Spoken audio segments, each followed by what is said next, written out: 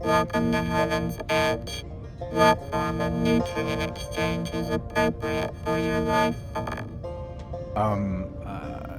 An ale, I guess? Sympathizing ale?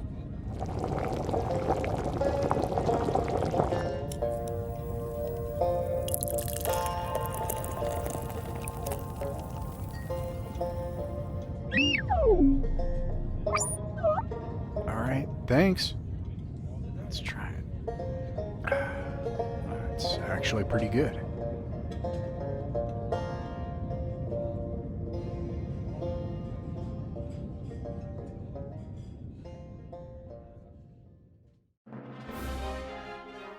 Attention Spacers, welcome back to another thrilling episode of Adventures in the Void. We are a sci-fi tabletop role-playing game discussion transmission. I am Jake. And I'm Ross. Join us as we trade tales and celebrate the beauty and wonder of the cosmos.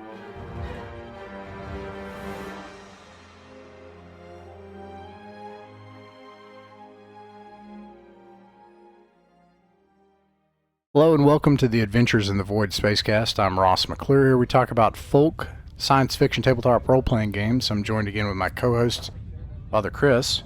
Good evening. And also, our guest tonight, Tony from Page121 Gaming. Page121 Gaming, it's a YouTube channel.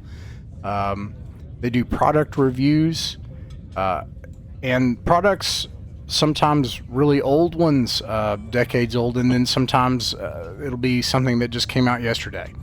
And there's a lot of that on the channel right now. Also advice and discussions.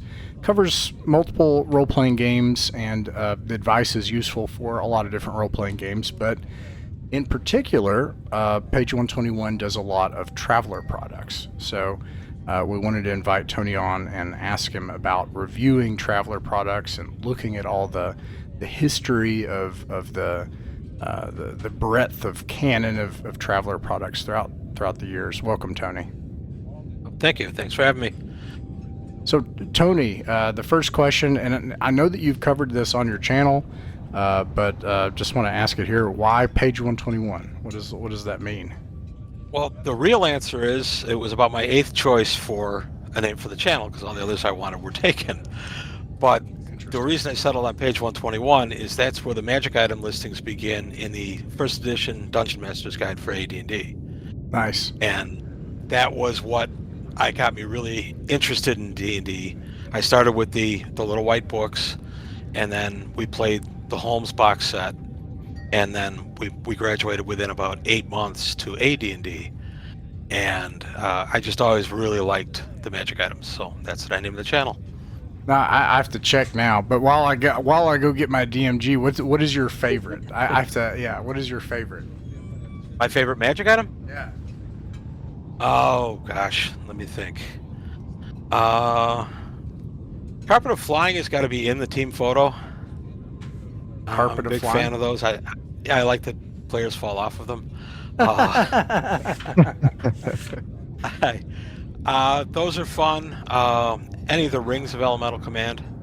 I love getting those as a player, although I only play I just played my 4th game in a row, and that was the first time in 3 years. So I only play about an average of less than once a year now. I'm a forever DM in everything I run. Yeah. Here it is, Page121. Magic items, Table 3, Treasure Random Determination. There you go. You have a D100 chance. Got rods, staves, and wands, and then the tables break down, and you could end up with the Book of Vile Darkness or the Alchemy Jug. Yep. All kinds of weird stuff. We discovered, we use this as a primary reference when we need to break it down more, and we discovered the Horn of Blasting, and that's become the centerpiece of our campaign, how it can randomly explode in the I love entire the Horn game. of Blasting. Yep. Yeah. It has Give been him a helm of brilliance. You fail your saving throw versus fire and you detonate. I had a player do that once. Well, we know right now it's one of our goals, right, to try and find that cache of magic items that includes a staff of power or something like yeah, that, staff staff of of- wizardry, something like that. Yep. That we know it's there, but it's also surrounded by a complex of deadly traps. And anyway, What edition do you guys play? We play Swords and Wizardry, a retro clone Okay. of original D&D, yeah. But Okay. the thing about Swords and Wizardry is it doesn't. So like Horn of Blasting was an item that showed up in the game, but in Swords and Wizardry it just says it like does the damage of a catapult or something, or it doesn't really define it. So a lot of times if something like that happens, or if I need to know what like the other day I needed to know what a fairy dragon could do, and I didn't want to just make it up, so I had cracked open, I think it's Monster Manual 2 or whatever has fairy dragon in it, because it has like a whole page of details, right? So anytime we need that, we go to AD&D. Yeah. Oh, there you go. Second edition did a lot of good stuff with the monsters too. Giants and dragons especially got way better with second edition. We play first, but there are elements of second in it. Nice. Yeah, I love the details. I love how I found I promise we'll talk about Traveler in a minute. Sure. well, I mean, the right, you asked about the name, and it's page 121, and all of a sudden we're talking about D&D. I started with D&D, so Yeah. Well, that was going to be my next question, actually, is so you said you started with D&D.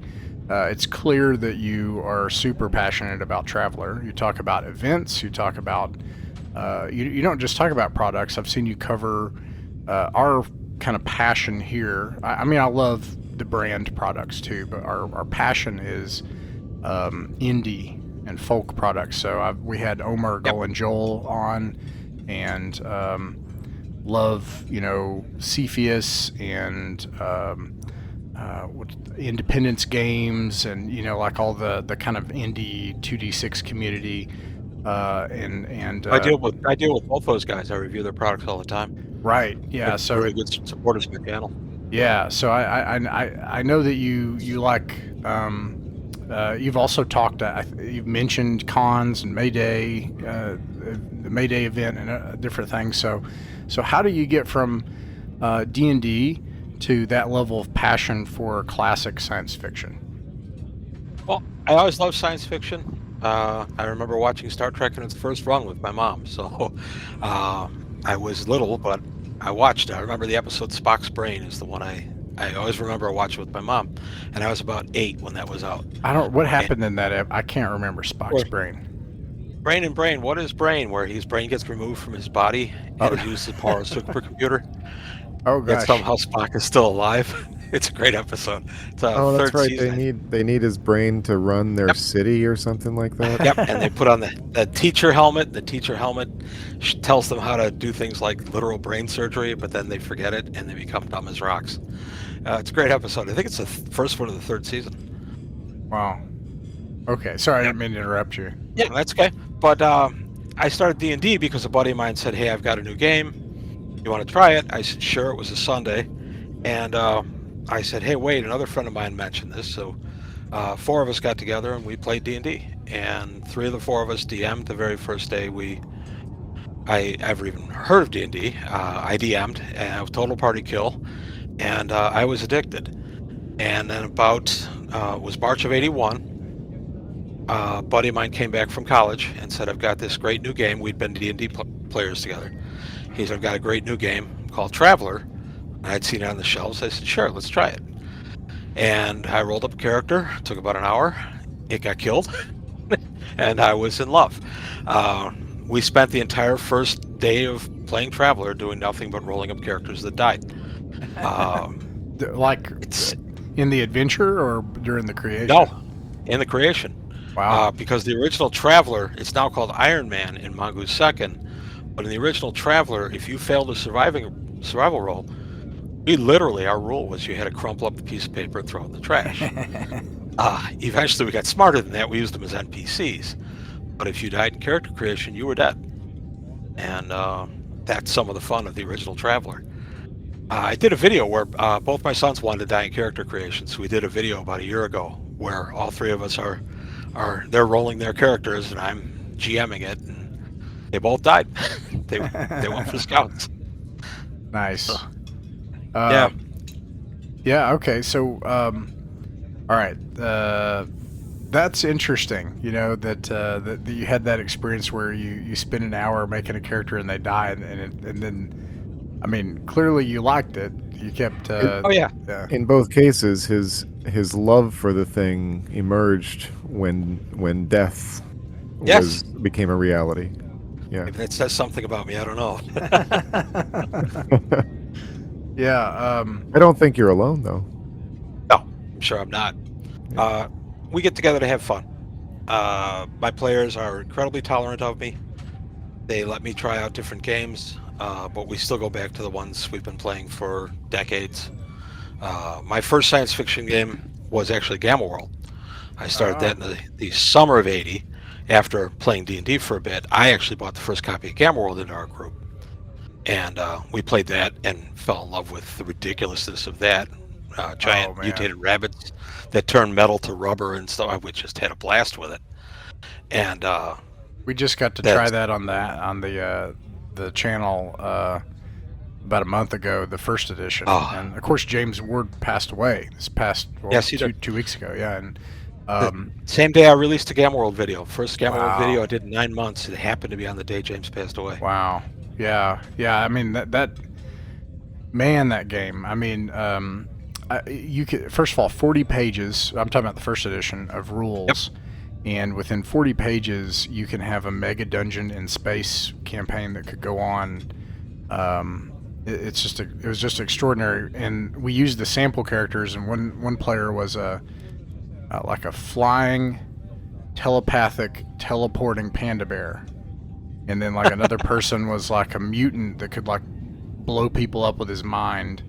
And then the other person was just a dude. But then the guy who's just a dude was a big deal because it's mechanically coded that he can gather followers. Like he encounters something, and on a semi-decent reaction roll, a horrible monster in the game is suddenly an ally. You know, and it's just nuts. There were two human characters actually, and both human characters like instantly died in a radiation area. You know, yeah, great game. That's Gamma World, yep. Yeah. Okay, so wow, yeah, so you definitely played the classics then, Dungeons and Dragons, and then original Traveler and Gamma World. I'm sorry, I'm thinking of Metamorphosis Alpha. Sorry, but similar, I suppose, right? Starship Warden. Yep. Yeah, but okay. So from there, did you keep playing Traveler, or I mean, where did your RPG journey kind of go from there? Actually, I've been playing Traveler since '81. I was a player. The guy that introduced me to it was our forever GM, and then he fell in love about a year later. And didn't have a lot of time for it anymore, so I took over some of the jamming chores of Traveler, and I just never really looked back. I love the game mechanics of most of the editions. I'm a big fan of Charted Space, but it's definitely my Traveler universe. I do whatever I want in it. If something in canon doesn't fit what I want to do, then I just throw it out. Now, when you say Charted Space, so for listeners that aren't familiar with the Traveler role-playing game as well, what do you mean when you say Charted Space? And versus Charted Space. Yeah, go ahead. It's known as the OTU, the official Traveler universe. That's what the publishers primarily will publish. So, like Mongoose right now is publishing things in Charted Space. There are plenty of things outside of Charted Space, especially if you go to some of the indie stuff, not even the Cepheus, but Traveler licensed stuff. It doesn't take place in Charted Space. I'm trying to think, I'm reading one now. Ruthless Veil. It's on the Traveler map, but it's not. It's part of Charted Space, but it's its own little area.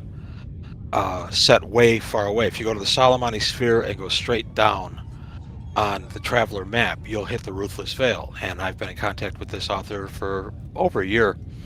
And he's got some interesting products, and it's its own little pocket universe right there.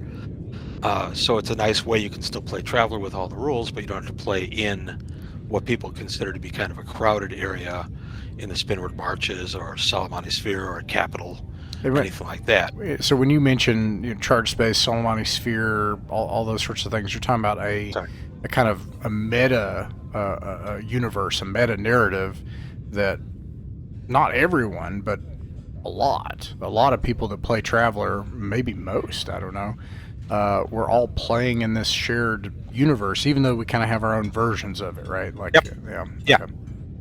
And when Traveler was first published back in the late 70s, they didn't want to do a universe. They wanted players to come up with their own universe.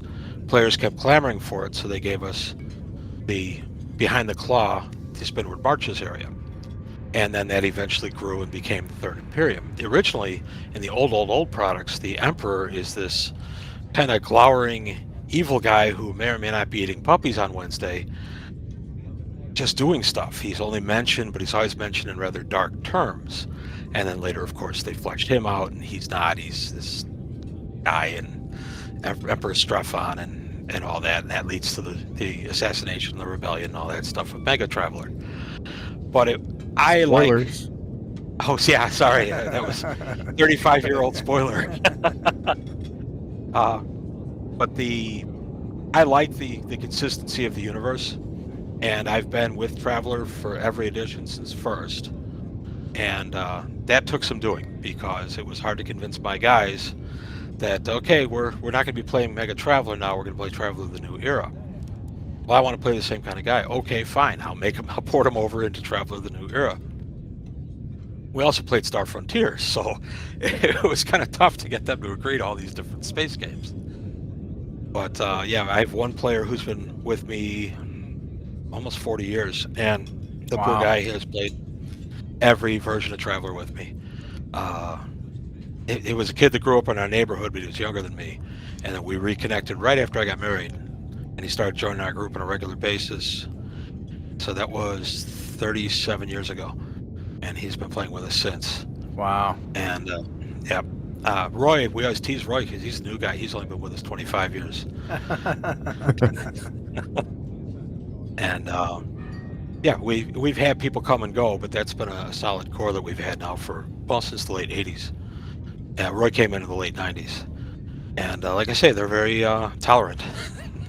They let me teach them the games, and then we play them. And in fact, we just did some play tests for some stuff, and they were very gracious, gave me a couple of nights to do it.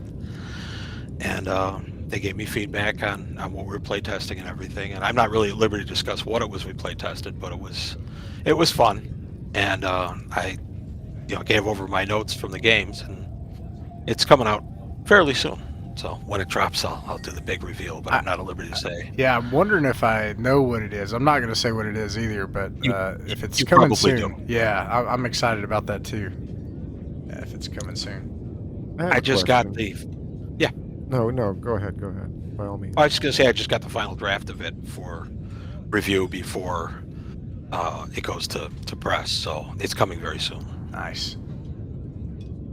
Now this might be, a 201 question rather than a 101 question, but I think it segues into one of the things we wanted to talk about anyway, and it is, you say you've played every edition of Traveler. Almost. There are two I haven't played. Okay, what are the two? Traveler Hero, which is the Hero game system based on the Champions game. I have it, but I've never played it. And oddly enough, Traveler 5. Okay, drag on it. That was going to be my... I've read it. Yeah. I've read it. I went through the character creation, and I always do those dry by myself just to get a feel for it. And I did I think it was 14 stats for my character, and it was a little too much bookkeeping, I guess that's what I want to say. I think a little too much is a good way to describe the whole game. But that I'm almost crestfallen to hear that in a way. I wished, because I was going to ask you, if you have, do you use it? Do you incorporate it? And how, I do. I you do. do? Okay, so I you use take what I tools want. from it then. Absolutely. All right. I steal from the best. I use tools from everything, and I roll it into any game I run. Well, If I see, go ahead. could you give us an example? Give me just, and I know, like I said, it might be a 201 topic, but what is an example of something you use from Traveler 5 on a I have a PDF of one of the starships that they had. Also, Traveler Map. I'm not sure how familiar you are with Traveler Map, but that's Well, based on yeah. T5. Yeah, we keep And we keep a tab open at all times. that's exactly what I do. I put it on the smart TV behind us while we play. That's awesome. And I love the Traveler Map, but that's all based on T5. Right. And I take stuff directly out of that and use it. And then there are some of the psionic rules that have been rolled into T5, or that T5 has, that I've rolled in. Because I'll be honest, I'm not entirely thrilled with every element of Mongoose Second. Every episode or every edition of Traveler has needed tweaks somewhere. And I've never been bashful about tweaking stuff at my table. So I have stolen a little bit of the psionics. You said you didn't like the effect system in second edition, right? Like, because you said, I'm not. I mean, you're the referee, I think, is what you said, and you're like, hey, I know, like, if something is going to have kind of an effect, I can adjudicate that, I think Yes. yeah. Yep, I did say that, and I haven't used effect much. When my players realized, because I told them, that it affects the damage on their weaponry in Mongoose Traveler Second, then I started getting some interest in effect. So we were doing it. Hey, it works both ways, though. Exactly. Well, and they figured that out, and they also saw what I saw, is that it just slows the play down too much. Yeah, We're that's all exactly pretty right. skilled role players. Yeah, but it just slowed things down while we're looking at the effect and adding that. And honestly, I just want to throw the 2 dice. You hit, you didn't hit. Here's your damage. Let's go. And I try, especially in combat, I try to run it quick and clean to keep the excitement going. I'd rather do that than bog down looking through books. And if I have to drop a rule for one night, I'll do it, and I'll tell them, okay, we'll play this next time, but for tonight, we're going to do it this way. And like I said, my guys are very tolerant, so they indulge me. So how did you get started into doing the reviews and advice? How did you the kind of the Page 121 channel? How did that come about? It came out of almost tragedy. I was very ill with COVID in March of 2020, and I ended up with very severe scarring on my lungs. I can't walk great distances anymore. I can't practice karate anymore. I lost a lot. And I was sitting home feeling sorry for myself, realizing how much time I had on my hands. And I went into where I store all my games and my comic book collection, everything. And I thought, well, hey, idiot, you're sitting on a pile of stuff here and 40 years of DMing experience. I look into doing a channel. So I just talked to my eldest son. He'd had a little experience with some YouTube stuff. We talked about it a little bit. And I just decided to heck with it. I'm going to throw a channel on, and the channel will be exactly how I DM. My first 2 episodes, if you want to find them, they're terrible because they're scripted.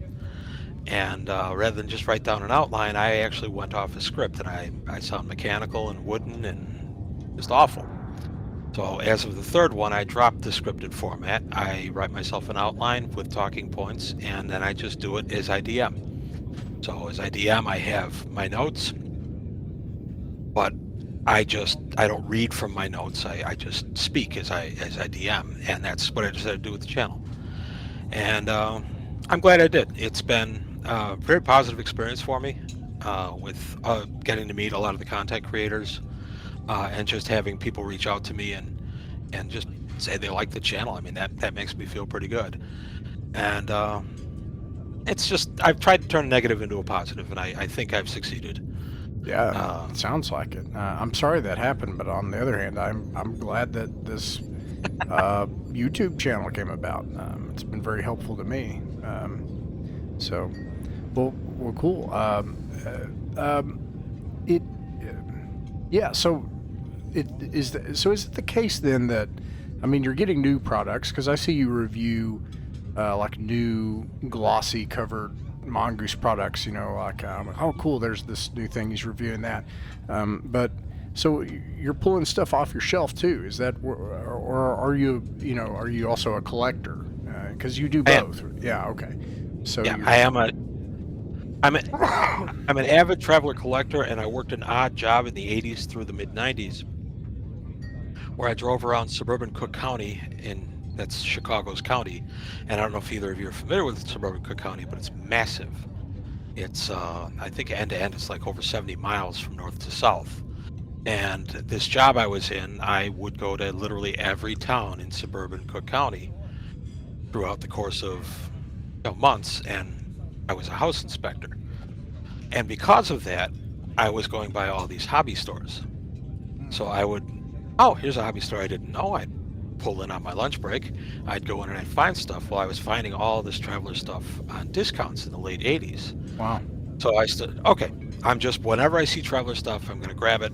We're going to, that's going to be mine. And that really helped build my collection when I was in that job 9 years. So I had 9 years of going to all these obscure little hobby stores, most of which have long since closed, and snapping up a bunch of old stuff, and primarily traveler.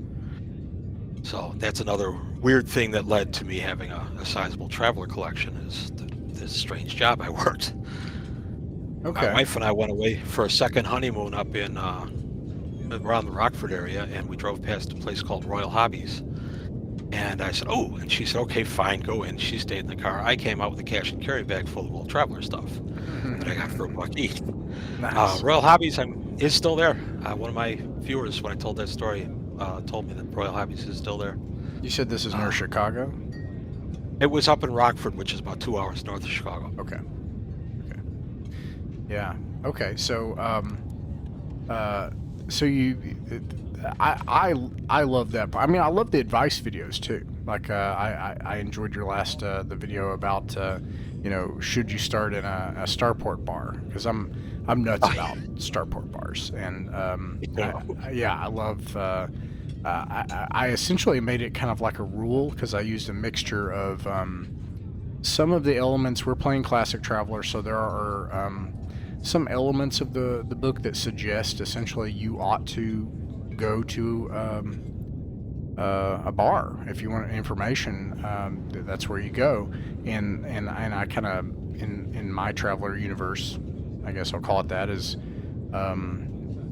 there's no internet or social media or so. Like if you want to learn something, you have to actually go find somebody and talk to them and roll 2d6 and figure out, all right, I got a rumor, or there's a patron here, or whatever it is. You actually have to talk to people. And then the other references, one of the ones I love is Startown Liberty. That's such a usable book, and it has all these bars and all these different people you can meet and stuff like that. And so, I'm that way in D&D. I love taverns. I like this idea that you have this phase of play where you're going to interact and mingle with locals and figure out what's going on. I think that's just really exciting. So, well, anyways, I love videos like that. I was really enjoyed that video. I liked your subversion of the topic to say, hey, it's cliche, but it's also pretty good. Yeah, there's a reason it's cliche. It works. Yeah. But I love these videos where you'll go through these different publications, and is that because, is that kind of like the collector side where actually, I don't know, collecting aside, you'll go through kind of like the guts of it too. Like I noticed you'll go through a product and you'll compare equipment tables. You'll say, all right, this type of equipment table, I could port this directly to the table, or this I would have to modify, and you kind of like dissect the insides of some of these publications too. That's something I found. Actually, are you familiar with Questing Beast YouTube channel? I have heard of it. Okay. I don't think I've seen any of his. So Questing Beast, he's a guy named Ben Milton, and he's a game designer and RPG designer. He designed an RPG called Knave, and it's very much in the indie, OSR sphere. And so, Okay. for the most part, if he is reviewing a product, it's very much that. It's an indie OSR product. But the style was very similar, and I think people listening, a lot of them will have heard of Questing Beast, that what he does, he'll lay out the product, and it's that kind of camera down, top down, looking at the product and then going through it and talking about it. And for me, your channel has been almost like that, but for Traveler, and that was really exciting for me, like to be able to kind of pour through Traveler products in advance and actually get a peek into them. So. It's funny too, because when I started the channel, I really thought the history of Traveler would be the main hook, and people would want to know about the old days in the 80s, and 'cause I started in 81. Traveler had already been out 4 years, but I thought people would be interested in that. Amazingly, I found people really don't. They're not that interested. Really? There are some little mysteries that used to be around in Traveler. I don't know if you're familiar with the Traveler of the New Era, the cover art. There's a woman with a staff standing on the upper left corner of it in a black outfit. And the big thing they threw to us at the time in 93 was, who is this woman? And that was a big, deep mystery for all 3 years that New Era was around. So I had figured it out, and I've since confirmed it with a few sources. But I mentioned it on my channel when I took a look at that book, and I got zero feedback on it. Interesting. Yeah. Who would you say that, because you can see your demographics, who is watching a channel about like going through these Traveler products and talking about the history and advice and stuff? Who's kind of your audience? Is it people that are already in the Traveler ecosystem, or is it like people? Yeah. It's oddly enough, it's people just younger than me. So I've got a lot between like 45 and 55. It's funny, I just looked at all that today. And then I've got people who are around my age. And then I've got a little bit on a little older than me and a little younger than me. And 99.5% male.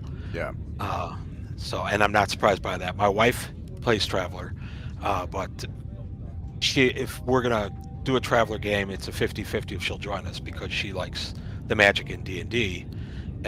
She's not really into the science fiction like I am, but she's played many games.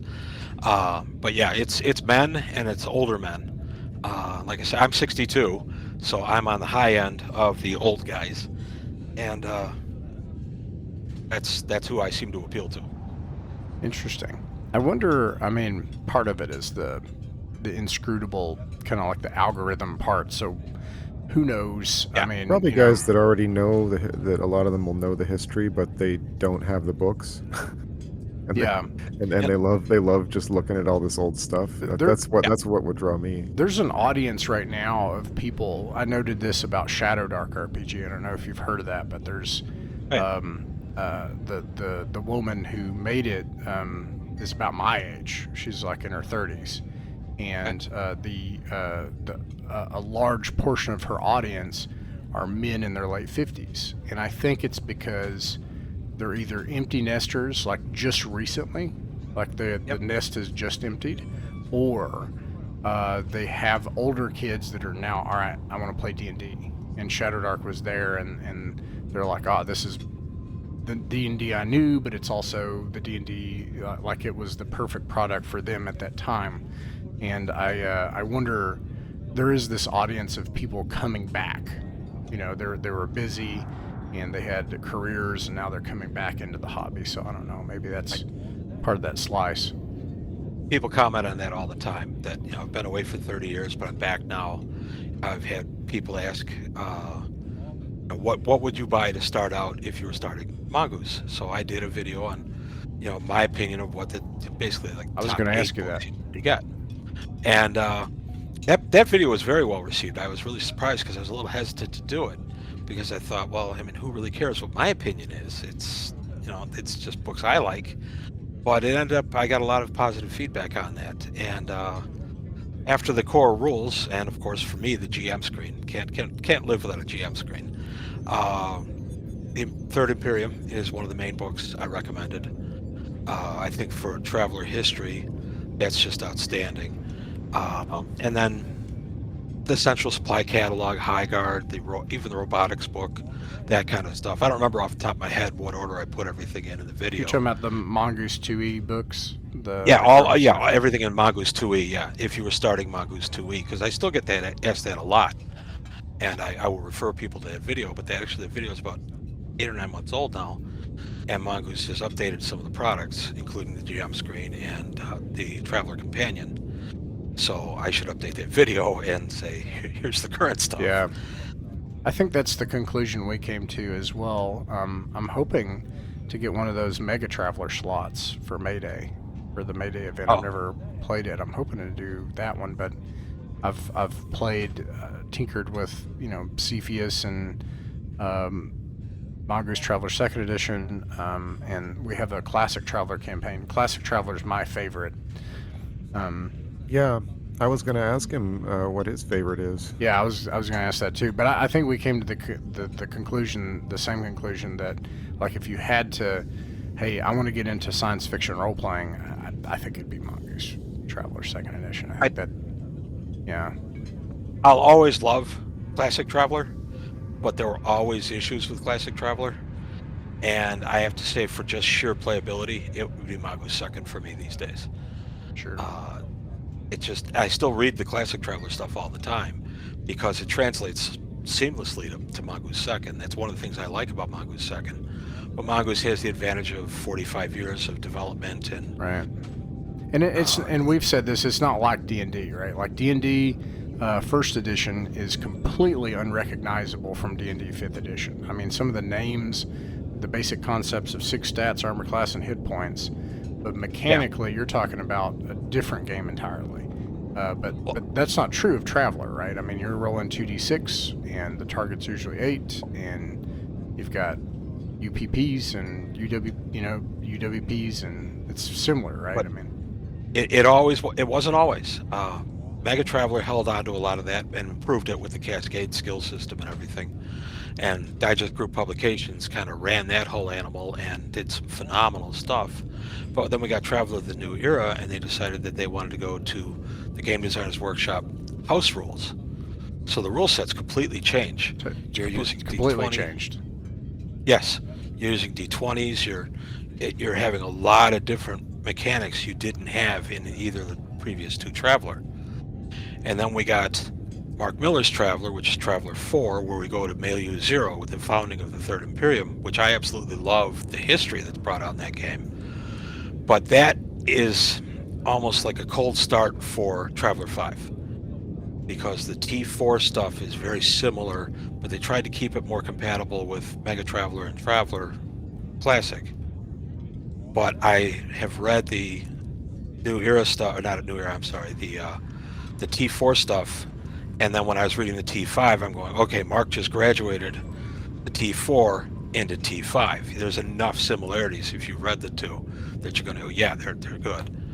But that, and then you get to GURPS Traveler, where you're playing under the GURPS system, and everything is GURPS related, and there are no real conversions. Although GURPS was smart. On some of their deck plans, they would have Classic and Mega Traveler stats for the ship, in addition to the GURPS stats. You'd have I had a few of those Classic books, those Yep. GURPS. They didn't list themselves as Traveler, but they had they had a GURPS Traveler, but then they had this line of sci-fi products that was just like aliens, weapons, and you could use them and just slot them into a Traveler game with very little adaptation, from what I remember. GURPS Space, I think, was their home thing. But yeah, I used to slot them in all the time. I still take ideas. GURPS is a lot of fun. I like what they did. That's where we get the step away from the rebellion, where Strephon was killed. Yeah, they had their own it never alternate happened. timeline, right? Exactly. Yeah. It called the Lauren verse for Lauren Wiseman, who was the line producer for it for GURPS, and it became known back in the 90s by the fans as the Lauren verse. I did a video on that about a year or 2 ago about what is the Lauren verse in Traveler, and that's why, because Lauren helmed the whole thing, and they did a beautiful job. So everybody, I noticed, is fretting with Mongoose going into the 5th Frontier War. Everybody's fretting about if they're going to do the rebellion or not. My answer to that is do it or don't. we went into the Laurenverse with GURPS, but I was still using Mega Traveler rules. We just didn't play the Rebellion. Because frankly, we did it when Mega Traveler, and we did the new era with Virus and the vampires and all that stuff. And I didn't want to do that anymore. I wanted to get into Starship and go make a backroom deal for some freight and go make some money, and that's all I wanted to do. And we got back to our roots with GURPS. And I just carried the universe on without the assassination. So, fun you can do with this game. So yeah, you're saying basically like, yes, there's this lineage from Classic Traveler to Mongoose, right? But certainly not in the middle there. They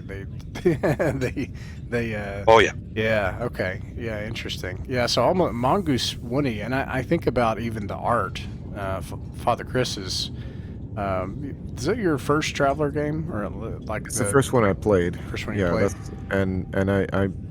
I think kind of prefer it to 2E in some ways. When I look it's a little at more flavorful. It almost feels like a retro clone, and I mean that in a couple of ways. It's obviously kind of a love letter in the font, and the formatting is the same as Classic Traveler GDW products. And then the art, a lot of it was line art, like Janelle Jacquet type GDW and Fossa and all that kind of black and white line art and game boards and all that stuff. So and then mechanically, I mean, it's faithful almost, right, to Classic Traveler. So it almost is like, is this just like almost like a retro clone, But yeah. Well, we did talk a bit about this in a way, like Traveler. I guess the new era it's like a '90s departure. It's in a lot of games. There's a lot of '90s departures. Yes. But in a way, like Traveler is sort of like, it is its own retro clone, really. All of the a whole ton, I would say, the mainline ones. If you leave out the new era, I mean, you can play Traveler 5, by just adding a few D6 and to certain situations, but really, you're just playing Traveler at the end of the day. I feel like if you're rolling 2d6 most of the time and everything like that, then you're in the spirit of the thing. That's the fun thing about Cepheus and Independence Games. John Watts, I communicate with John all the time, and his idea was truckers in space. That's how they played their Traveler game. So when he came up with Clement Sector and Earth Sector, he didn't want a bunch of aliens running around. He wanted truckers in space. And if you read his stuff, that's what it is. And that's just a lot of fun. I like to throw aliens in, but what I'll do is I'll just swipe stuff from John. I'll steal it whole hog, and I'll fire it into whatever game I'm running. If we're playing Gamma World, I'll just take some of that stuff and throw it in the Gamma World. Or Champions, we still play. We do once in a blue moon, play Star Frontiers. And I'll steal from anybody and throw it into my game. And my players always know. They know I'm getting it from somewhere. And most of the time, I'll have the book sitting in front of me saying, yeah, I stole it out of here. Yeah. But Cepheus has been, I think, great for Traveler because it's given a lot of different perspectives that all stay faithful to however you want to play Traveler as a 2x6 game. And I love the Traveler renaissance we're in right now with all these Cepheus companies. Those are games, Stella Gama, Independence, and then just a lot of these smaller guys that are just doing, Sozer is the one that makes Solo, right? Yeah. That is, I have to, I mean, we love indie stuff. If you want to get into Traveler and you don't have friends, or I should say don't have friends. Let me not be too harsh. Don't have friends that want to play. Solo is fantastic. And you don't have friends. No. Solo is really fantastic. It really is. It's so much fun. It is. It's a lot of fun. I've done a little Zozer on my channel, but not much, because mostly it's reading through it. I have to read it, and I have to be comfortable with the rules before I try to explain them to anybody else. And I just haven't had as much time to put towards Zozer as I want. Have you looked at their Facebook presence? I have not. No, I got into it trying to find a solo rule set, and found I guess it was called Star Trader, like initially, and then that was just a solo trading rules. Yes. and then I just kept following up on them in Drive Through RPG to see like what else they were doing, and that's how so And no, I didn't know about take a look on Facebook. their Facebook. On Facebook, they have a presence where they have planet profiles. They're about 4 minutes long, and you'll be going to the planet Medusa, and it's told to you as if you're aboard the ship, making planetfall, and all the things you're going to encounter there. Don't eat the vegetables. There is a trade dispute going on between the miners and the management. You don't want to get caught up in it. Those are games. I have them featured as part of my channel. They're one of the channels I have attached to mine. But the last one they did was making Ellen Ripley in Classic Traveler Rules, which is just way too fun. And but they do these planet profiles. They've done 5 or 6 so far. Earth is one of them, but it's all in their universe. And I started a Traveler game not too long ago, and I told my guys, okay, sit back, we're watching a 4-minute video to start the game. And I popped it on, and I let them get all the details on the planet, and I said, that's where we're going tonight. It was a great aid to get the guys in the mood for it, and it didn't have me just giving a massive info dump. They got to actually watch it. They're very professionally produced. They're very nice. I featured them in a video a little while ago, just telling people, hey, watch these, and they're not getting a ton of views, 200-300 views each. And I'm like, folks, you're missing a great resource. This is a really good channel. They don't put out a ton of content, but what they put out is top flight. Wow. Yeah, I think I've seen one of those videos, but I need to go back and revisit that. So you mentioned a Traveler Renaissance. Would you say that we're in one? Would you say this is the Traveler Renaissance? Yeah. Yes, I've been calling it that for a couple of years now. There were times when Traveler was the game that everybody heard about but didn't play in the 80s, and then Traveler became in the 90s. Is that still around? And even in the 2000s. And then Mongoose picked it up. I think in 2009 was Mongoose first edition, and then they got a lot cleaner graphically, and just the writing got improved and everything with second, and they've been running with second since, and I think they've really done great work. And then with the Cepheus license, which I'm all for, you've just had so many other people who've been able to be so creative, all working off basically the same system. It seems like it's just really picking up steam in terms of just sheer publications. Today the 5th Frontier War launched. Now this episode will come out, I think, sometime in the fall, so this will be months ago. Okay. But even then, I mean, there'll be more products that'll come out from Mongoose by then, because they did the robotics thing just a few months ago, and they did.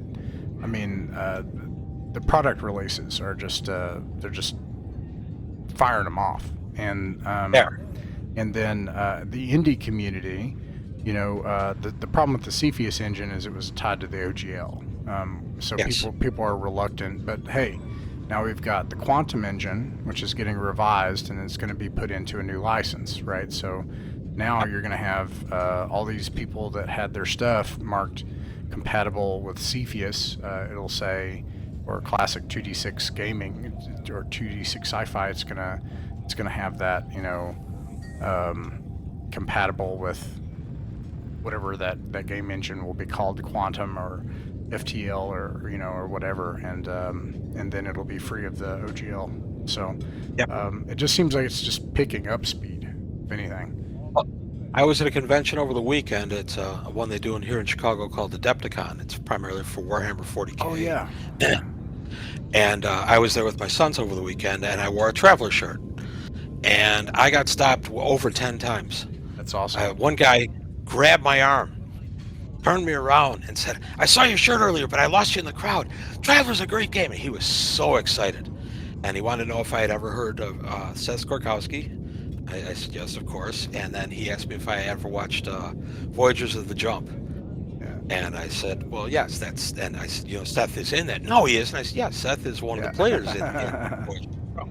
So he was all excited. But yeah, it was amazing. I had people coming up to me through the entire day just saying, Traveler, it's a great game. I used to play it. Yeah. And I've had it at Godzilla Fest. They have a Godzilla Fest here in July in Chicago. And will wear a Traveler shirt. We go to that for 4 days. I'll wear a Traveler shirt one of the days, and I get stopped. And it's more and more in the last few years. I think Traveler definitely is on the upswing, That's great. and I think it's wonderful. This is a game I've always loved, and I was kind of a one-man band with it for a long time because people just weren't buying it. So it's really exciting that it's back. Yeah, those are two things that kind of help bring some attention in the broader, because there's no reason that the tabletop role-playing game community, if you play tabletop role-playing games and you're not a D&D only person, which if you are, cool, right? Like, that's cool, you know. But if you're like, yeah, I play D&D, I tried Call of Cthulhu, I've tried Dungeon World, like, you should know what Traveler is, in my opinion. Like, you should totally. Glass Cannon Network helped, I think, because if you look up actual plays, you'll find ours, but Glass Cannons is better, and it's got its high production value, and it sounds really nice. And they cover, it's Mongoose second edition. They cover, like, the first one they did was High and Dry, and then they go into a whole campaign. I haven't gotten to listen to the campaign yet, but we had Seth Skorkowski on the podcast too, and I think he helped a lot. It's really cool that what he did was he broke down a lot of the barriers way in advance. Like when 5e was just like, there was only 5e. Like it was a monolith, a hegemon, Seth Skorkowski's like, well, I'm playing Call of Cthulhu. That's cool. I'll still give you an advice video and you'll still benefit from it. And he was making, advice content and everything. And then he discovered Traveler, and he did his whole series on Traveler. And that was huge for me. That was his channel and your channel helped get me into it. And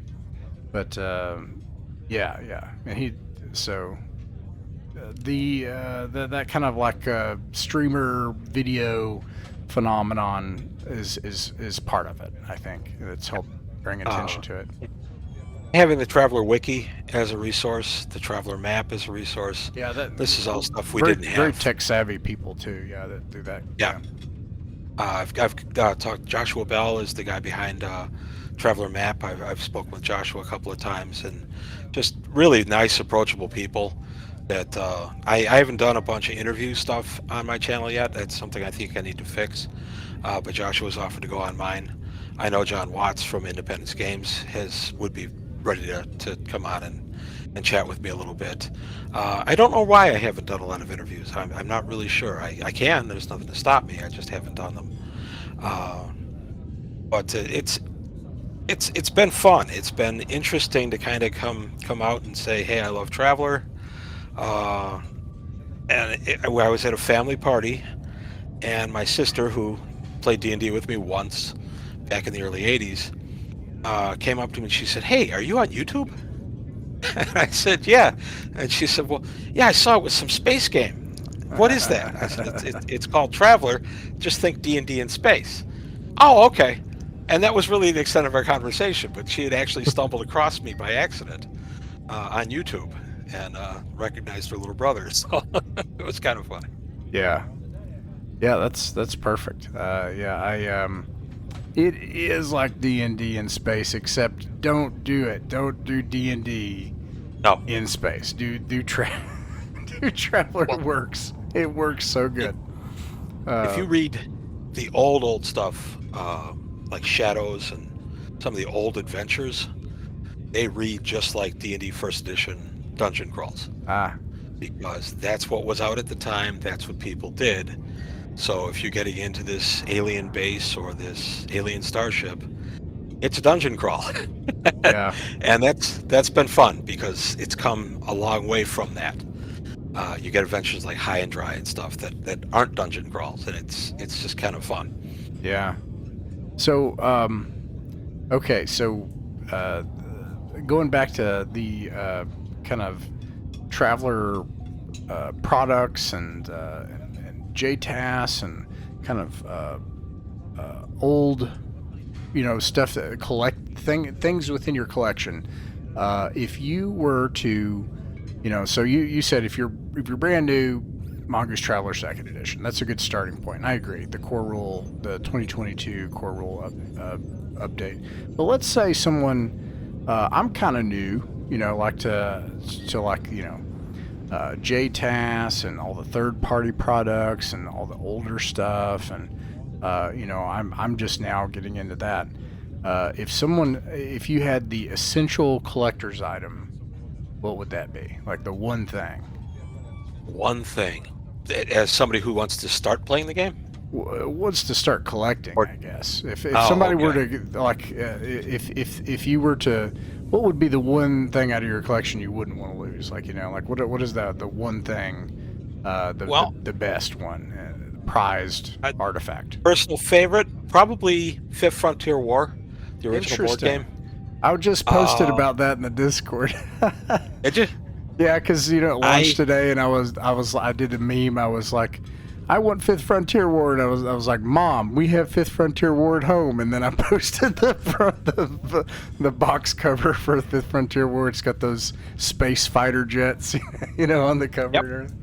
Yeah. I had a lot of fun. That was an early traveler for me. I came in just before that got released, and I cut my traveler baby teeth on Fifth Frontier War, the War issue, JTAS number 9. Which has the Great War cover, and so do you have all the little doodads and all the like the board game pieces and everything? Oh yeah. Wow. Yeah, it's on. I believe. I would love to play that. The copy I have, I bought after my buddy and I weren't playing Traveler much together anymore, and I don't know if my copy got punched because we used to play his, and that's where I learned it. He and I sat down with the rules one afternoon and up in his bedroom, 19 years old, whatever, and we just sat there at his desk and we figured out the rules and we played. We played that a lot, and that was so formative for me with Traveler. That's the one that kind of screams Traveler to me. And now that Fifth Frontier War is back, I just picked up my PDF of that today, which, if this airs in the fall, will be months ago. But watch my channel tomorrow. I had the thing in my hands about 15 minutes and sat down. I'm so excited! Yeah, I was it's only about 10 minutes long. Yeah, and it's not detailed on purpose. And I say it in the video. Hey, I just got this. I haven't even looked at it. And I'm only going to go so far into it. But this is what I'm excited about. I'm very excited about Fifth Frontier War. Yeah, that is exciting. Well, cool. Okay. It's the kind of thing it sounds like the kind of thing that might make me want to run Mongoose 2E again. Well, there you go. Ross. Well, there you go. The way they're making this too, they're shaping it. It's not going to be something that happens around you like the original Fifth Frontier War did. We just kind of got info dumps about this planet was taken and that planet was taken and armistice was declared. Mongoose is trying to make it that you are actually going to have effect on the outcome. They're going to publish some adventures, a metagame, where you'll be and you're going to be some of the prime movers in some of these adventures, and that'll shape how it goes in your universe. And Mongoose has already said the stuff that was published in the early 80s, just treat those as like historical documents, war games or something. This is the Fifth Frontier War, and I like that approach. I think that's neat. And no, I don't work for Mongoose. No, that's okay. Yeah, it is exciting. I go fanboy. Yeah. I see stuff like that, and I just geek out. And as soon as I saw it this morning, I grabbed it. That's super cool because that's kind of what Ross. That's kind of what it seems like you're about to start doing in your own classic Traveler game, is like reset your own, because that's about the time frame that we're playing in. Yeah, that's right. Yeah, it's a rich field for travelers to participate in. So I'm glad that like Mongoose has taken that approach. That's like very exciting.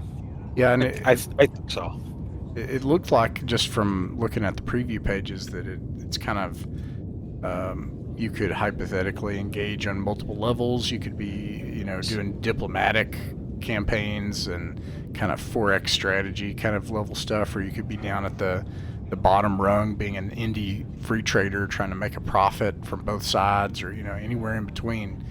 At least from the preview pages, that was the promise. So I'm excited to see your review of it, or your preview. I think I went through like the first about 30 pages of it, just to give a taste of what it was. But I don't like to page through a book.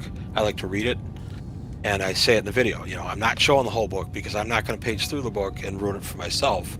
I'll go this far, and then I'm going to spend the weekend reading it, and then I'll do a full look at it next week. But I was so excited when I got this thing, I immediately set up and just started making the video because I got really excited. I knew it was coming today, but I also thought I wasn't going to be home today. I thought I'd be out on some other business, and I wouldn't have a chance to do anything with it. So when I had the time and I had the thing in my hands, 15 minutes, I'm like, yeah, I'm going to do a quick video. Because again, I'm just kind of sometimes I geek out and I'm just a fanboy because that's why we play this stuff.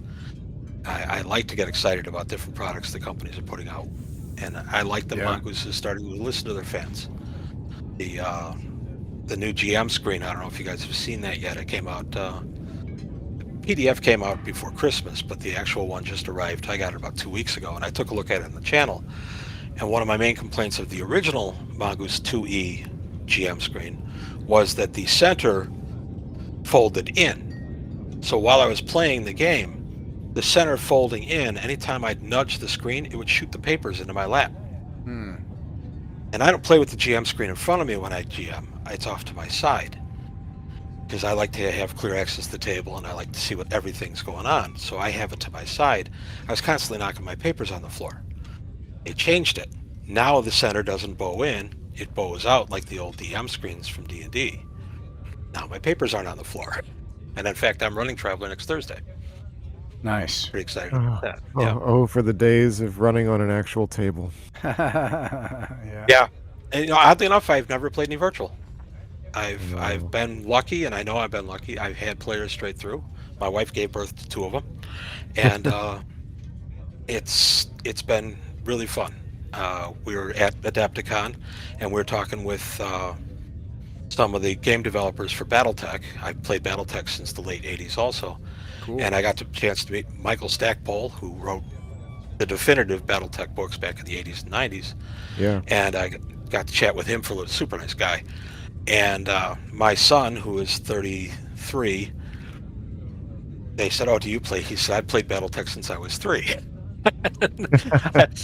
I got a good laugh, but it's true. It was a good way to teach them numbers. They could add. They throw a 6-sider. It wasn't too big for them to reel, but they didn't realize that they were adding 6 and 2 becomes 8.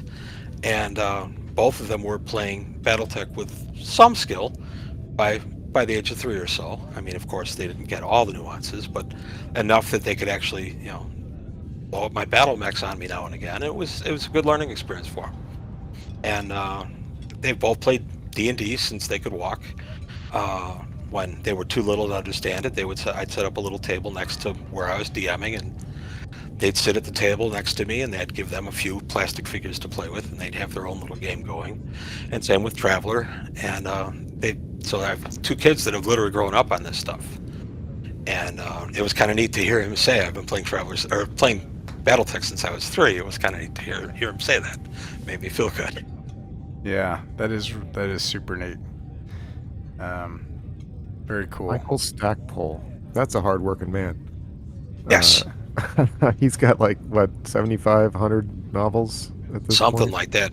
I mentioned, I loved your, the BattleTech stuff. I said, I love your Star Wars stuff too. And I don't think he was expecting anybody to know that, to remember his 90s Star Wars stuff. He did a lot of the Rogue Squadron stuff in the 90s.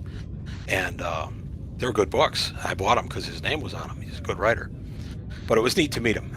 Really nice guy. Everybody in the BattleTech group, they're a lot of fun. Got to play me some BattleTech. I miss it. Haven't played in about a year. Yeah. I would love to see. I'm sorry, Ross. No, please go ahead. I would love to see somebody do, and I'm sure somebody has, but you could slot BattleTech straight into Traveler with very little problem. I did it in the 90s. I called it Traveler Tech. Yeah. Nice. Yeah, because those drop ships, the mercenary cruiser looks exactly like, pretty much it is exactly the drop ship configuration anyway. From Aerotech, that was the first BattleTech Yep. product I played was Aerotech, and they had Okay. those drop ships and they had the Yep. Aeromechs and all that. Yeah. And those come from Space Vikings by H.B. Piper. I think is the first. perfect. Goes back to the 50s, and H.B. Piper was one of the original influences on Mark Miller creating Traveller. Him, Larry Niven, guys like that. I can't think of any others off the well, Asimov, of course. But Cool. E.G. Tubbs or whatever. yeah, Paul Anderson. Paul Anderson, that was the name I was stuck on. Yep. And I had read Niven. I discovered Niven in high school, long before I ever heard of Traveller. And once I realized how close Traveller was to Niven's known space, with Traveller's charted space, it's pretty clean crossover. Niven's even got ancients, and they have relics that pop up and things like that. So if you have an opportunity, most of them are short stories, but read any of the Larry Niven's known space star. It's really fun. I'm glad you brought that up. I'm writing that down. One of the big projects I've had in trying to run this classic Traveller campaign is to try to hew to the source fiction. So it's an unusual, I would say, campaign. It's intentionally vintage. I read Space Viking. I read Lone Star Planet. I've got a bunch of. I started reading. What's the one? I can't think of his name. It's killing me. So I gotta look it up. I have it right here. It's a whole series, and it's so gritty. And suddenly, the idea that you could just start out as a hobo made sense. More so, because I think I had this prejudice or preconceived notion coming into Traveller that I ought to be Han Solo, and that's part of the problem. That didn't make sense. It's the Doomerist books. Oh yeah, yep. And he's basically like a space hobo, and he just like goes from planet to planet, just barely getting by. And a lot of like light bulbs started kind of going off as I've been reading that. So, anyways, I got a load of those, and I think is it the Polytechnic Saga? You've got like, I think. Anyways, I got a bunch of books on the way in. I'm gonna try to read those. Roll in the Harry Harrison Death World trilogy. Death World. Okay, I'll put that on there. Yeah, too. they're fun. I have Beowulf's. Go ahead. I have a special interest question here, a geek question. What television show do you think best encapsulates the true spirit of Traveller? Firefly. That's Without hesitation, you say Firefly. Okay, I go Dark Matter, but that's Okay. Yeah. In Firefly, in the very first episode, very early in the episode, as they're leaving the planet, Travelers, welcome aboard. Yeah. exactly. Yeah. And it was rumored at the time that was from his Traveller campaign, and there's so many elements of Traveller in there. Yeah, it's Firefly for me. Although, believe it or not, I have a soft spot in my heart for Space Above and Beyond. I love that show. Yeah. Yeah. Now, What they called it, Space 90210 was the right so nickname good. for it. I used that. First of all, I was obsessed with that show as a kid. And then that soundtrack is the one I use for the vignette for like. So when we did Classic Traveller Character Generation, I said, "All right, you're 18. Let's find out what happened." And we kind of storytell just like you would in Mongoose Second Edition. But obviously everybody's in the military, so I kind of have this single inciting event. I say, "All right, you're in this military action together. This is kind of all, and if you die, you die. It's somebody you knew, and then you're gonna roll a new person." And then I do a vignette at the end that kind of caps it off, and I use the soundtrack from Space Above and Beyond for that. Yeah. Yep. It was hokey. It was badly acted, and I loved it. Yeah. Babylon 5 also. Babylon 5. Now- That's a family favorite. that's my favorite. That's my favorite sci-fi television show, actually. Yeah. I also tried to introduce Ross to Blake's 7. I don't know how far he's made it so far, but I think that show really perfectly gets it at least in the first season. Right? Was that? It's on one of the streaming services, isn't it? It is not. You have Oh. to find There's your a British way show. to it. Yes, it was a Okay. show that was created by Terry Nation, who was the writer that created the Daleks and the Cybermen. Okay. So he was a big fan of like dystopian futures, Okay. and so he basically posits an inversion of the Federation, which is also still called the Federation, and they're just like evil. They're evil, dystopian, sort of Brave New World type Okay. overlords. And Blake, it incorporates all sorts of different tech levels, and it incorporates the ragtag crew on a found vessel, and it has a lot of similarities to shows like Dark Matter or even Lex, if you remember that. Lex. Yeah. The Expanse too is another The one. Expanse, Oh, yeah, yeah, that was really yeah, good. of course. Yep. Yeah, that was more of a yeah. Now, how did you ever do? Speaking of harder stuff, did you get into the 2300 AD I did. line at all? I bought that in the late '80s, and I ran it for my guys a couple of times. It really didn't catch because I was already running Traveler. The looks I was getting is like, well, why are we playing this when we can play Traveler? Right. And it just didn't stay with us. And then we started playing some Star Frontiers. It was like, okay, we've got too many space games. Let's pick a lane. And unfortunately, the one that moved was Traveler 2300, or then later it was 2300 AD. I like aliens, and I like lots of them in my science fiction, which I realize that Firefly doesn't have. And that's where Traveler sings to me too. I get lots of aliens, and I can introduce whatever I want to introduce. I've done xenomorphs. I like messing them up when they're in jump space. I put them aboard a passenger liner once where they had, unknown to them, a predator aboard, and he was hunting the captains of industry because they were considered the most powerful. So my guys were in middle passage, and they got dragged up, and they were basically put in as bodyguards to try to hunt this thing down as it was killing the captain of the ship, the guy, executive of this company, that company. It was a lot of fun, all the while when they're trapped in jump space. And I did one where I drove them nuts for an hour. I had them in jump space, and they heard scratching on the hull.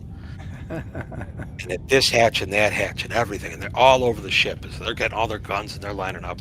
Well, they finally come out of jump space, and the scratching had stopped before they emerge from jump space. And when they inspect the vessel upon landing on the planet, they find one brand new scratch on one hatch they can't explain. So they don't know, was there really something out there, or was it some kind of auditory hallucination? And I've never told them. Some of the best stories come out of jump space, I think. Yeah. It's especially if there's passengers. And Yes. yeah, I had a passenger in my first Mongoose game that I ran, and I rolled, a couple of things that turned into. I decided he was an agent, and there was an alien, a strange alien on board. I'd rolled those results. So I decided that he was an agent of a genetic engineering company that was trying to create a new pet, and and the pet, Cool. and he released several of these pets on the ship, and they were like a sort of a sloth with no head, sort of like a cross between a tribble and a sloth, Okay. that loves to just hang on people's necks and hug them, and it sort of like emits a sort of gentle, pleasant aroma that also makes people like it more and not want to part with it. And everybody essentially had to roll,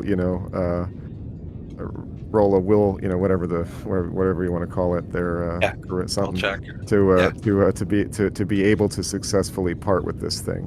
And meanwhile, and they were trying to solve the mystery, like, is this an insidious, horrible plot? Because they're like, this guy's like taking notes in the corner, and he's wearing sunglasses. That's really good.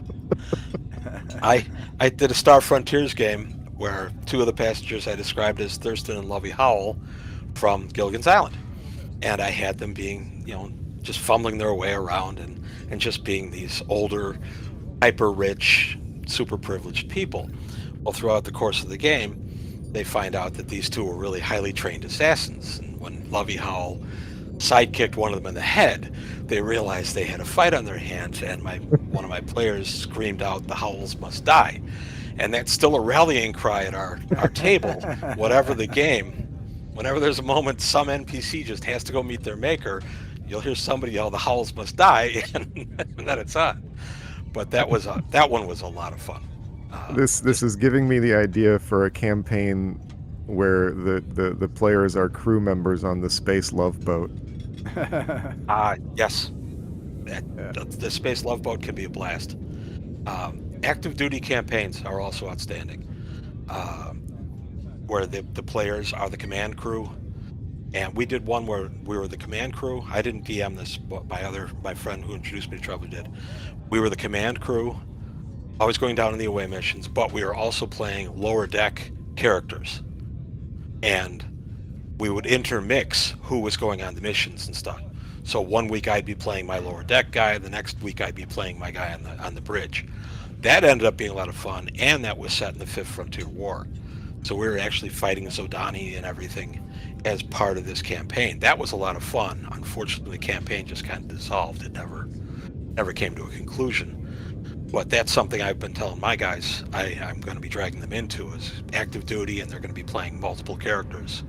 And we'll mix and match. And I said, you know what? There's going to be some red shirts. We're going to go ahead and we're going to kill some of these to build the story, make it more dynamic. So you're going to have 2 or 3 characters that you play one at a time, but maybe this week this guy gets killed, just to kind of build a narrative. So they're willing to indulge me. That's not the one I'm running this week, though. The one I'm running this week is Weather Pirates, because that's their favorite. Nice. Yeah. I'm super excited for this Fifth Frontier War now. Wasn't even thinking about it. I didn't even know about it till yesterday, and now all of a sudden I've been drooling over it, and I've been going back and reading my old stuff. I did a video 10 days or so that I called a personal look at the Fifth Frontier War, where I told the story of how I came into Traveler right when that premiered, and I showed some of the old books from the Fifth Frontier War. And that was just so much fun to go back and look at all that stuff in that context. And now, get that book today. As soon as we're done here, I'm going downstairs and I'm going to start reading it. I'm really excited about Fifth Frontier War. Nice. Cool. Okay, well, Tony, I just love talking about this stuff, and I really enjoyed hearing your kind of perspective. You said people weren't interested in the history. Well, I am. I find it absolutely fascinating. I've enjoyed hearing your perspectives from having played all but one of them. All the different iterations of Traveler. But for Page 121, obviously we'll put a link in the description to the channel. What are there any upcoming events now? This is kind of like fall, I think. So, we're looking, the last quarter of 2024. Anything coming up, events or announcements you want to make? Probably the third Jump Point is going to happen sometime around there. Jump Point is a little gaming day I put together. We held at Games Plus in Mount Prospect in October of 22. I think it was, and then I did one in New Lenox, in the south suburbs of Chicago, at a hobby store, and in August. And I think the August was the problem, because it ended up nobody came to that one. It was just my players and I. We just sat around and played some D&D. But I'm going to try it again at Mount Prospect. I'm going to try it for some time around Halloween. So that'll be Jump Point 3. It's open table. I think I DM'd 10 people in a Traveler game last time, and my son Adam took, I think, another 4 or 5, and we ran the exact same adventure. I wrote the adventure, I gave him a copy, and I wrote all the characters and everything, and we just did open tables and 2 completely different games. My guys were sneaking around all stealthy and quiet, and his guys bought a grenade launcher, and we're just blowing everything up, and it was so much fun to be sitting next to it and yelling stuff to each other about what they were doing in this, because it was all the same scenario. And it was just such So two totally different takes by two different groups. So I'm hoping to do something like that. And Adam has actually made me promise next Jump Point he'll be running Gamma World. So he'll run Gamma World 4th edition for that, and I'm going to run Mongoose Traveler 2nd. And Nice. yeah, so that'll be coming up sometime around Halloween. I have to get that firmed up. And then the only other thing I'm really planning right now for the channel is something I'm calling Friday Fights.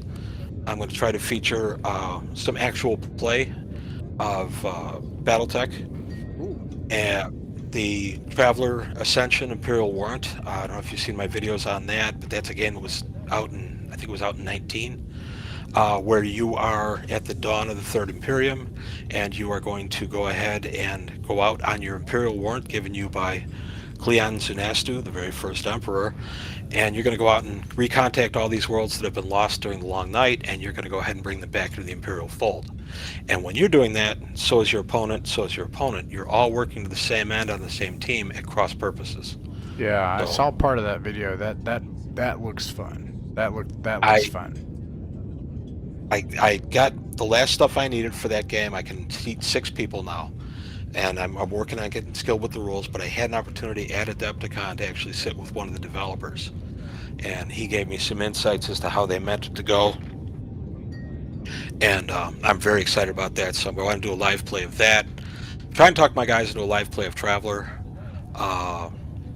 We did a live play about a year ago of a brand new D&D campaign I started. I did that as a 2-parter. It was in like January of 23, I think, is when we did that. It was called Remnants of Sulm, S-U-L-M. That was D&D, brand new characters, and we just filmed the very first night. We usually play a 3-hour slot, and I want to do more of that. My guys have said, yeah, okay, fine, we'll start doing it. So we're going to start filming some more actual play. We play Silent Death, which is an oldie but a goodie from the 90s. I want to do a game of that. So yeah, that's the biggest thing I've got coming as far as series is going to be the Friday Fights. And I've done one already where my son Adam taught me to play a game called Flesh and Blood. Kind of Magic the Gathering, but a little more one-on-one. And it's just he and I actually playing the game for an hour and 20 minutes. And that's what Friday Fights. I'm going to use battle system from the old D&D battle system from the early 90s, where it's mass combat, mass armies going at each other. I'm going to do a Friday Fight of that also, and my guys have already said they love battle system. They said, yeah, we'll do the whole thing. We could film the whole thing. So sometime I'm going to drag them over to my house on a Saturday afternoon, and we're going to order a pizza, and we're going to play some battle system for 5 or 6 hours. So Nice. yeah, so that's coming. So Well, I got to get up to Chicago. Yeah, Get up to definitely. this Joe Points. That would be. This all sounds like a blast. Well, Tony, thank you so much again for joining us and chatting with us about Traveler and sci-fi and your experiences. thanks for inviting me. I really enjoyed it. Nice meeting you guys. Yeah. Likewise.